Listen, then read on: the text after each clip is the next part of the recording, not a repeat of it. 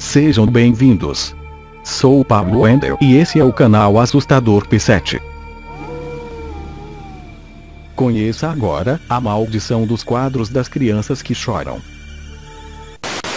O pintor Bruno Amadio, ou Giovanni Bragolin, foi um pintor italiano que ficou famoso entre as décadas de 1970 e 1980, ao pintar quadros de crianças chorando, que foram vendidos em vários lugares do mundo.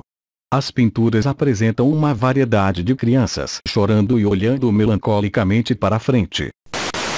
Diz a lenda que por nunca ter conseguido vender um quadro em sua carreira, o pintor italiano Bruno Amadio decidiu fazer um pacto com o diabo. Bruno passou a usar o pseudônimo Giovanni Bragolin e não mais pintaria crianças felizes. Passaria a retratar crianças chorando, por circunstâncias retratadas de forma subliminar no próprio quadro. Mais tarde, arrependido, teria implorado para que todos destruíssem suas obras, que só trariam desgraças aos seus donos.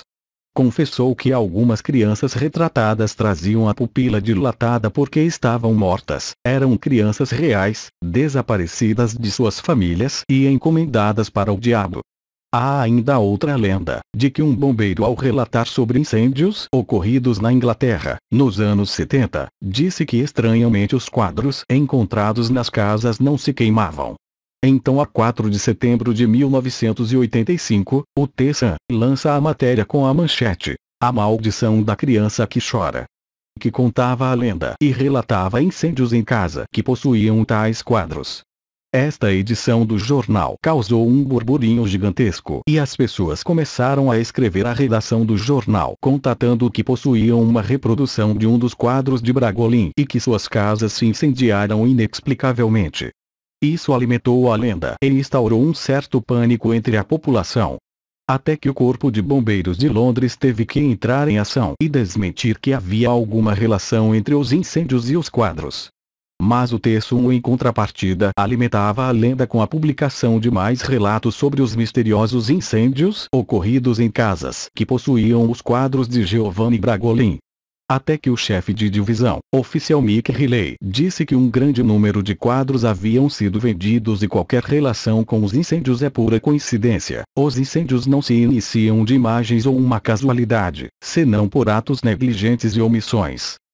Riley revelou então a própria explicação do serviço de bombeiros. A razão pela qual esta imagem nem sempre foi destruída pelo fogo, é porque está impressa em tábuas duras de alta densidade, que são muito difíceis de queimar.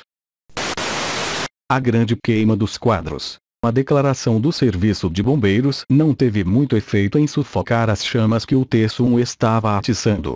E houve muito histerismo coletivo na cidade até que já é o suficiente, disse Mackenzie, diretor do jornal, aos seus leitores. Se você está preocupado a respeito dos quadros de Bruno Amadio, pendurando em seu lar, envie-nos imediatamente. Vamos destruir qualquer maldição para você. Os leitores preocupados entraram em contato com o jornal para perguntar se eles deveriam se desfazer de seus quadros para evitar a queima de suas casas. Claro, respondeu Mackenzie. Mande para nós que faremos o trabalho por você.